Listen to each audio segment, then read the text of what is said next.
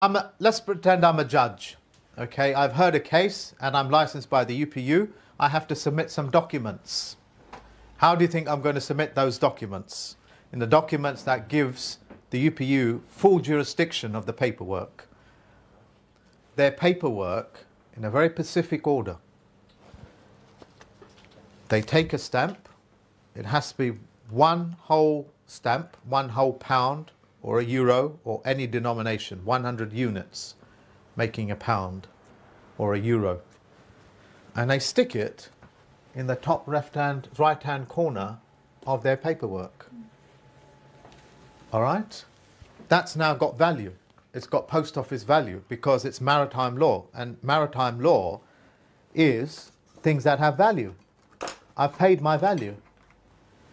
But that's an open stamp, which means somebody can come along and peel it off and reuse it. I need to cancel the stamp. So by buying a stamp, which means I've handed over money, it's a commercial contract, I have to cancel that stamp, just like a post office stamp. When they stamp that stamp, yeah, post office stamp. So the way that I do that is that I am now the postmaster. I autograph my name at an angle across that stamp. Not sign, but autograph. That now makes me the postmaster of that document. Vessel's dock, that's a document. Okay? And I autograph this way. So I put my autograph here to take jurisdiction of everything above, including the stamp. So I've created value on this side of the paper. I now take the entire document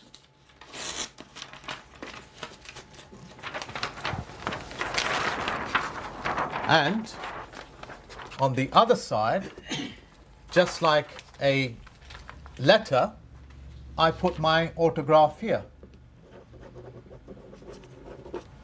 Now that is how a judge would submit their paperwork to the highest authority on our planet.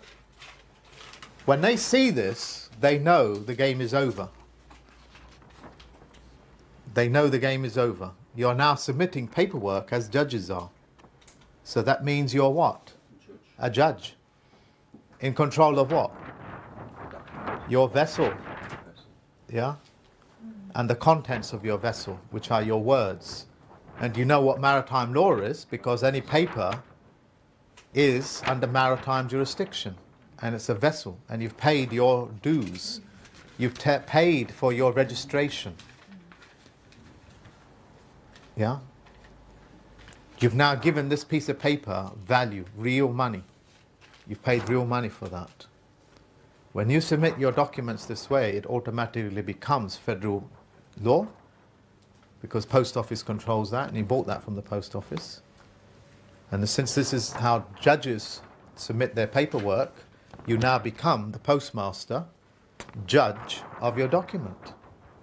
And this also makes you one of the most powerful carriers on the planet. Abraham Lincoln was what? A letter carrier. Makes you a letter carrier. With your own signature across the stamp? Yeah. Mm-hmm. Autograph. Autograph. Yeah. That is now federal. Back and front. And the back, you put your autograph across like that, as you would do an envelope. At the top. Yeah. The reason why that is, sorry my friend, because if you remember, in the olden days, letters were scrolls. Yeah? And that would come like that, and they would look at that, think, oh, that's from the king, King Mark, King Henry, whoever, and it would have your seal, it will have your autograph, and they will and have a look, and there it is. Oh, okay. That's how that works. The oldest system there is. Works brilliantly. Works to this day. All scrolls are like this, by the way. That's why when judges put their paperwork, it's in scroll form. You've seen it, haven't you? I've seen it. Some of the old-fashioned. Yeah. And is it Legal size paper? Yes, this can be legal size paper. I don't know what legal size paper is, Yeah, but let's stick with A4s, shall we? The average one I heard. This is for camera. Notary paper, I think. What I don't know what understand notary was, paper is. Standard paper is about, say, 10 inch, and legal size is 2 inch long or something like that. Same width, but possibly. Don't know. Don't know. But who gives a damn how big my piece of paper is because I've paid for it. All right?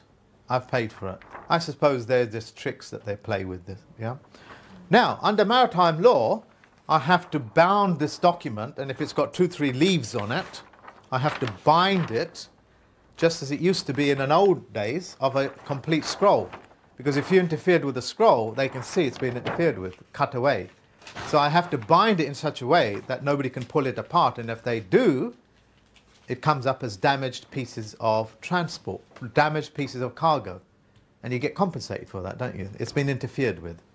So what you do is you bind it or fuse the paper together to make it legal.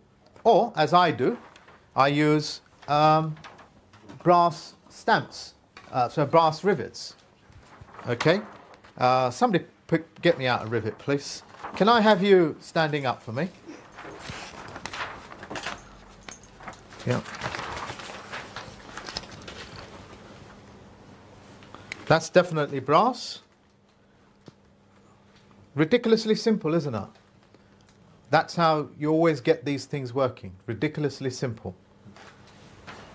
You bind the paperwork. You want to see that, just the paper.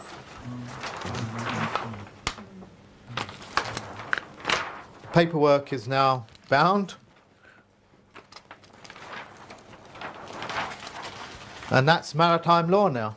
That's a proper document. That's a proper document. So can anyone just take it and bind it? Do you need to bind it all the way around, or is one enough? No, it's just, this is for other piece of paper that's going to accompany it. This is just for the camera.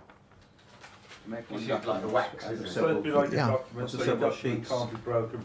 Yeah, so this is how it's going to be in reality. It's going to be several pieces of paper, or just one piece of paper. Yeah, so that would be your A4. And all you're doing is just bonding it. Yeah, maritime law bonding. And that's your document. And it's sealed. Anybody wants to interfere with it has to tear it. That means it's been interfered with. Okay? That's how you prepare your contracts.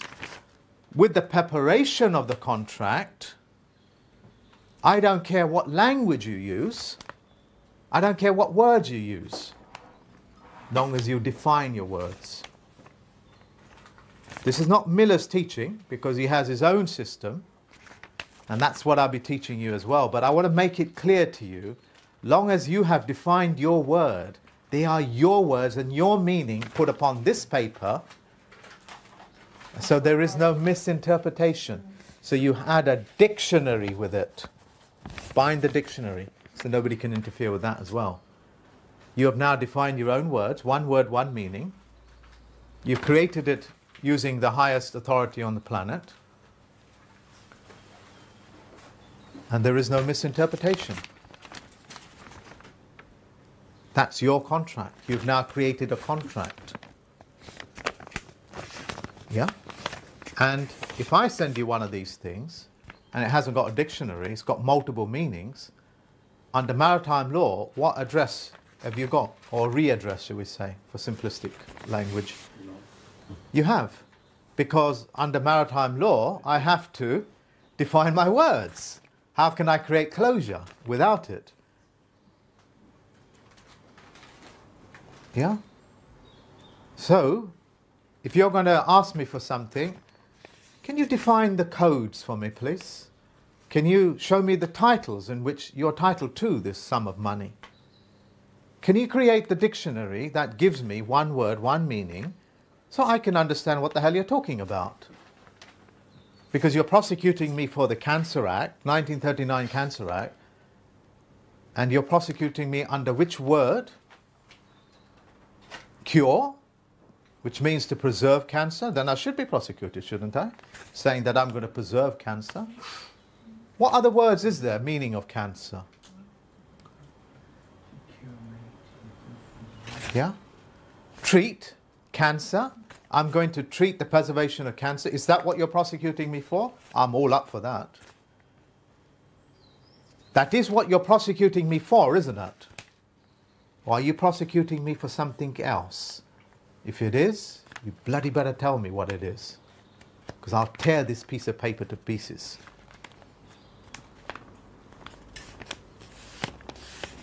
Does that make sense? Yeah? To create closure, you must add a dictionary to a contract. One word, one meaning. I know alarm bells are now starting to ring, and therefore this alarm bell is now quite musical to you probably, since you don't have any word definitions in your contract with the contractor. Yeah? Does that explain a whole heap of things? So how do you, on a personal, on a vocabulary level, carry the power of what I was talking about? The simplification of words, knowing what you're speaking about. Because the judge is going to start flicking you, just like that square box I showed you. Every time he sees that, he'll flick, and he'll cause an interruption. He'll go like that on the desk. He'll get a piece of paper, thick piece of, you've seen it happen any time, yeah. Or the gravel. The gravel is a stamp, symbolic stamp of a postage stamp, yeah. They don't have them in the UK courts, do they? I think they're only in the American courts, these gavels. Yeah, gavels in the UK courts. Let's not go over that. Okay. A gavel is an interruption. And in the world of psychology, that's called a handshake interruption. He's causing an interruption. He's going like this purposely. Yeah? To interrupt you because you're in a frame of thought. You're in a frame of thought of seeing this at a particular angle. When he interrupts you, the angle changes. So you don't take jurisdiction of what you are talking about. This pointing that way. He's now got you pointing that way. I know your tricks, boys, girls. Distracting your focus of attention. Yeah? This is what he's doing. He's swapping jurisdiction. Don't you want to claim human rights? You are human. Define the word human for me. Someone that cannot own property. A monster cannot inherit his blood, cannot inherit wealth, and cannot inherit anything else. Equity. Yeah? That's the game they're playing. Your subconscious knows what human means. Do you remember in your days, if I can be so poetic, they used to make liveries of milk and bread and so on and so forth, until somebody came along and put the word DE in. Now you have delivery. I thought a DE means no livery, so you have no livery. Somebody did that in your history. And if you find out who that was, you'll find out who the corrupter of your language is. And he or she is usually sitting in the middle of their lodge. You would work out the rest. There are specific points in your history where your language is purposely corrupted, forced upon you. And I'll talk through about the corruption of language, how it takes place. If he was an Irishman, say, just at the turn of the century, and he spoke Gaelic with me, and I was the British Empire there, what would I do to him? What do you think I would do to him? I'd give him a chance, learn my language. I'll horsewhip him. I'll beat him. And if he refuses, I'll behead him. That's all in the history books. If his children speaks Gaelic, they are taken out and beaten. Over a drum. Yeah. Take the If I went to Scotland and I found out that he was speaking Gaelic and Scottish people were speaking Gaelic and Welsh and so on and so forth, I'll do exactly the same thing. And if I came to Britain, and where I live in an area where a tribe used to live called a Roding tribe, they all disappeared because they refused to speak the language. So it's not the bloody British that are doing this. Yeah? They refuse to take the language. What's important with the language is more profound than most people can imagine. And I give this analogy normally. Your operating system on a laptop, for example, usually runs on a free software. What's that called? A Ubuntu? What's the other one called? Linux? They're all near-perfect operating systems. They're near-perfect operating systems, and they are free. And they work seamlessly, and they work effortlessly. And they occupy only a small part of their memory to do that. It's uncorrupted. Other people come along, like Apple, and create a really good interface with it, make it very smooth, make it very palatable, easy to look at, aesthetic, and they make money from it, which is a good thing, is it not? Other people will come along, corrupt the very core of it, the very kernel, and it's called in computer language the kernel.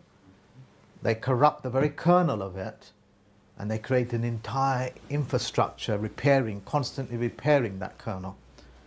Do we know what that's called? Virus, antivirus. Microsoft? Thank you.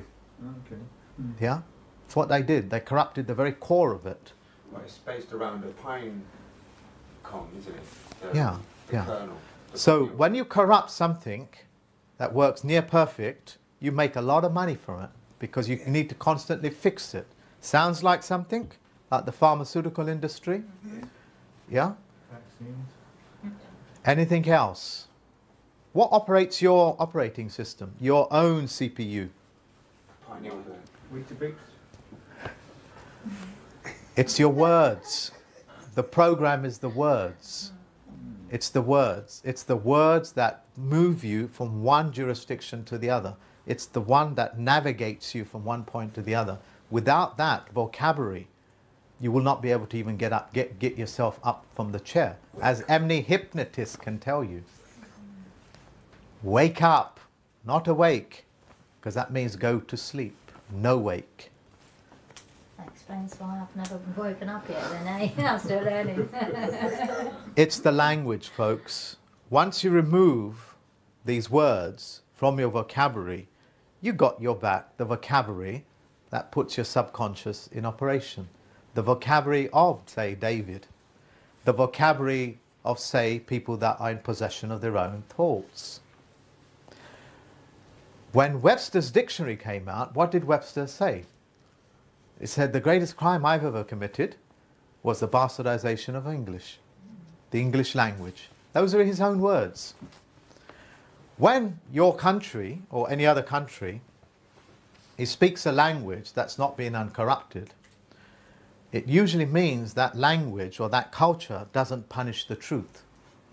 If you punish a child for telling the truth, it will learn to lie. And it will create an entire imaginary, illusionary world in which to navigate from one point to the other, through its parents, through its societies, constantly lying, fibbing, fibbing, yeah, constantly fibbing, lying its way through life. But you have a language that does not punish. You get rewarded for telling the truth. The language becomes so refined that you're now speaking the facts as the facts. Does that make sense? You imagine a mother that doesn't punish a child for spilling milk or burning a house down, but rather is more concerned with how the child is or the baby is. Doesn't punish it. Oh, what have you done, sweetie? Oh, I've accidentally left the tap on and left the plug on. The house is entirely flooded. Well, okay, let's go and fix it, shall we? There's no punishment. But if you punish the child, it will learn to tell the lie, and the damage will be much greater. So you won't get to know about it when you come home. You get to hear about it when you go to bed. Does that make sense? And you can work your own way through how this works. You punish a child, you create a language that revolves around lying. So when they encountered languages that did not punish their children for telling the truth, they banned those languages. And the penalty for speaking those languages was death. As they did with the Gaelic people, as they did with the Asian people, as they did with the Hawaiians, as they did with most of America,